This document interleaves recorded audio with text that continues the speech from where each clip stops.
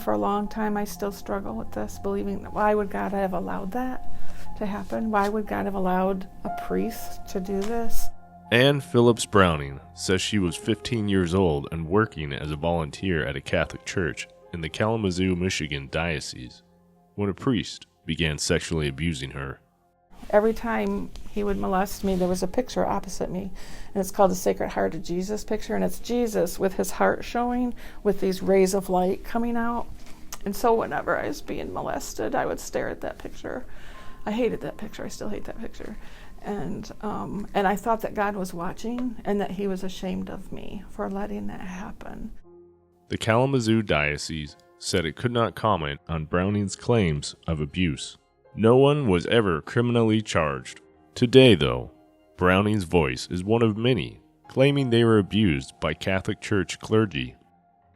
In Michigan, the sex abuse scandal has involved the state's 7 dioceses, with the Attorney General's office investigating allegations dating back to the 1950s. In the U.S., last year, a Washington, D.C. archbishop resigned for his handling of sex abuse claims, and the Archdiocese of St. Paul and Minneapolis reached a $210 million settlement with sex abuse victims in bankruptcy court. Pope Francis is calling for a worldwide summit of church leaders in February to address the crisis. This needs to be done for the people of the church to regain trust in the priests and the bishops. This needs to be done everywhere. We need to clean house. This is the only way people are going to be able to rebuild trust in the Catholic Church. In Saginaw County, Michigan, Reverend Robert DeLand faces trial after 3 people say he sexually abused them in 2017 and 2018. He pleaded no contest to the charges last year, but has now withdrawn that plea. Saginaw Assistant Prosecutor Mark Gartner said police are now investigating about 20 claims of sexual abuse by 4 priests in the Saginaw Diocese. Only DeLand is charged.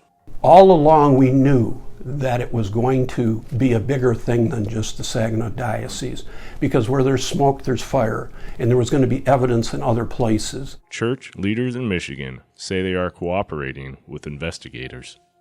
Law enforcement hasn't agreed. Police raided Saginaw Diocese offices in March 2018. This had never anything to do with the Catholic religion. Nothing at all to do with it. This had to do with the administration of the Catholic Church and those that were in the position of administering the church's business. There is no doubt that a blind eye was turned to much of this activity. In November, Interim Bishop Walter Hurley of the Saginaw Diocese announced the names of 13 priests with credible claims of sexual abuse against them. All but 2 are deceased. We regard the allegations as highly serious. Not only have they not been discredited, but we believe the people who have come to us and told us. We believe them to be believable people, and we believe the stories that they have told us. The diocese list did not include Reverend DeLand, who faces 7 criminal charges. His trial is set for March. Browning says the issue of sex abuse cuts to the core of what it means to be Catholic and a member of the world's largest Christian church. I love the church. I love what I get out of it. But there's pieces of it that I hate, which is probably true of most organizations, but it's just even more ugly in the Catholic Church because it damaged so many people.